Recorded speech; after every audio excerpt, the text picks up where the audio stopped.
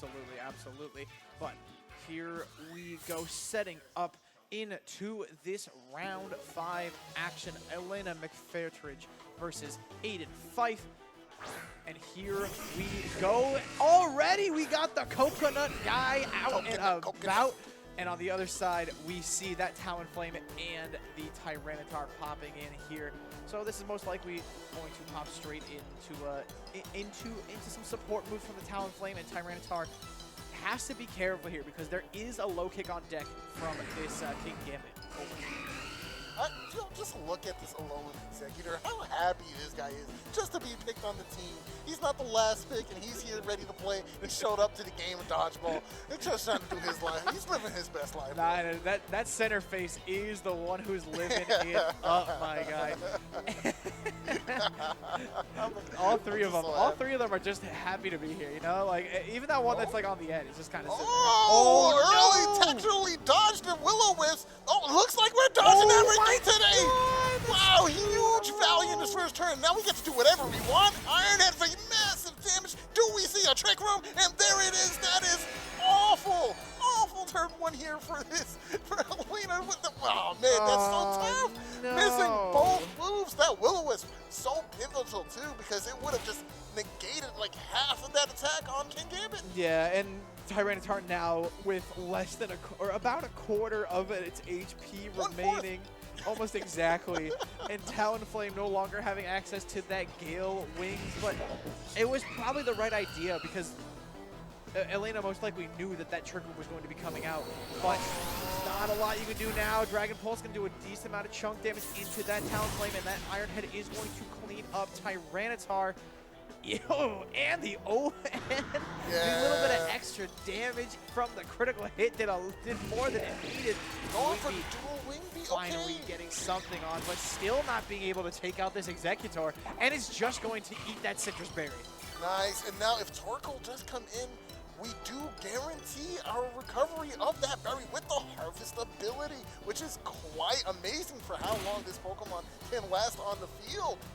And now, let's see exactly what we choose to switch in here. I do like the idea of Sneasler threatening some, at least, poison damage, but it's so fast. And we're in Trick Room now, so it's really going to be interesting to see how Sneasler plays into this matchup.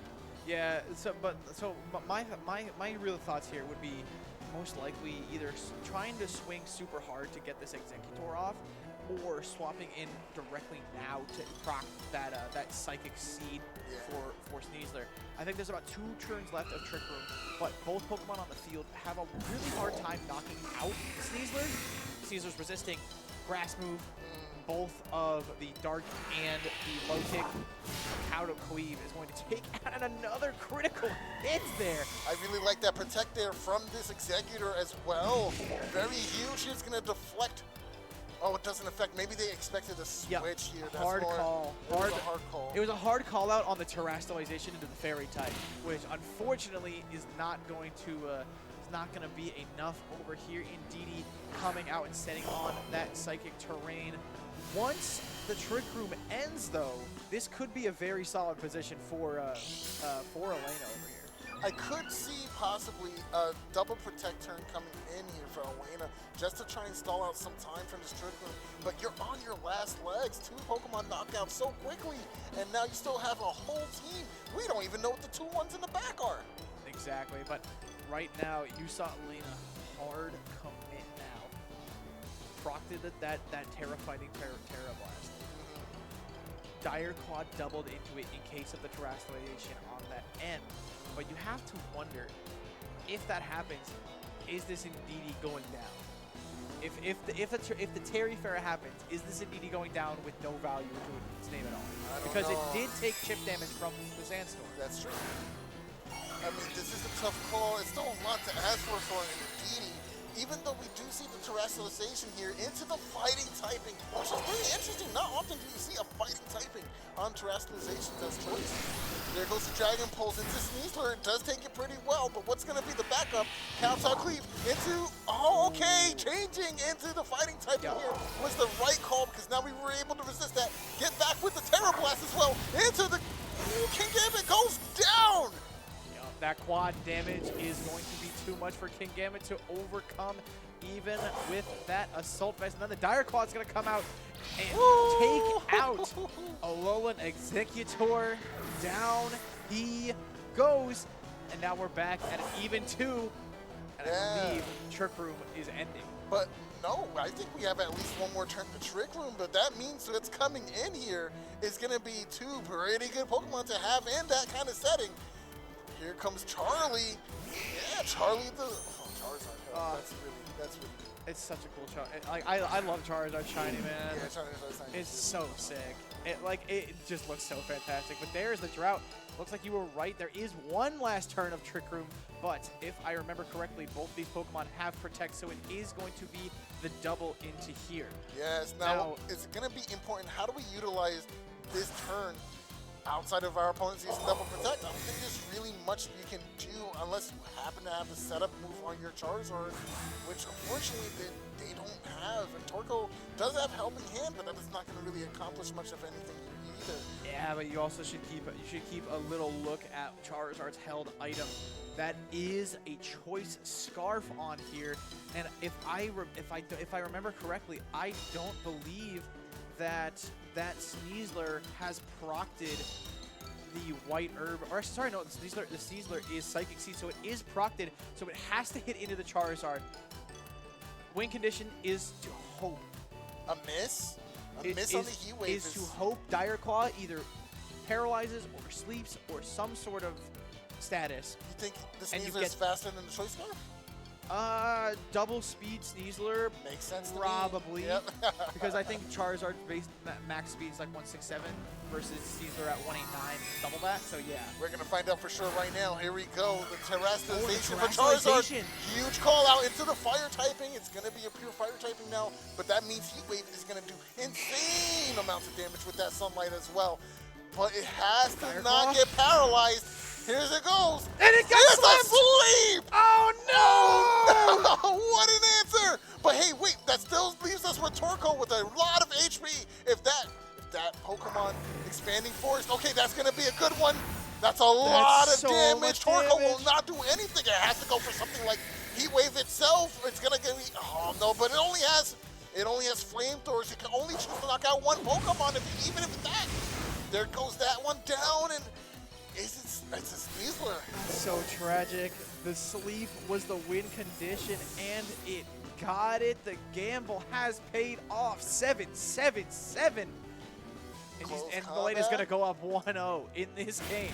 What a comeback. What a comeback indeed. That was a very tough position to be in. And you play towards your outs. It doesn't matter what those outs are. You use your resources to your advantage. Dire Claw was a resource in this position. It was a possibility to get paralysis. It was a possibility to even get sleep. It's just a roll. It could have even been poison. But playing consistently to what your outs are is the name of the game and how you become a top-tier Pokemon trainer. Yeah, and Elena really did take it in stride too, especially after losing Tyranitar and I believe the Talonflame extremely early. The Indeedee Terra play was fantastic, and especially because regardless of if the King Gambit at position Terra or not, the Dire Claw's coming in afterwards, Sneasler surviving the turn. Yes. Same exact situation happening anyways. It was a very good call for Elena. Excellent play. Down 2 Pokemon and still found the silver lining, that thread to victory, like Yusei Fudo or something. Come on now, that's fire. Exactly. But still some room to go right now for Elena, and it looks like she's going to instantly pop in the 2 that led her to that victory from the last turn. That Sneasler and that Indeedee. Makes sense to me.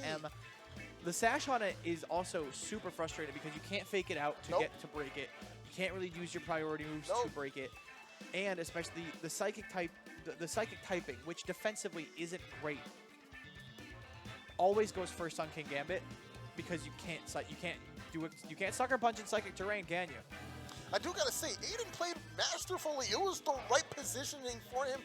It was just so unfortunate that Dire Claw is a great move. But here we go right into the next round. Let's see the leads for this upcoming second round. Here we go. in come King Gambit. No change on any Yeah, side. King Gambit and Alolan Executor again.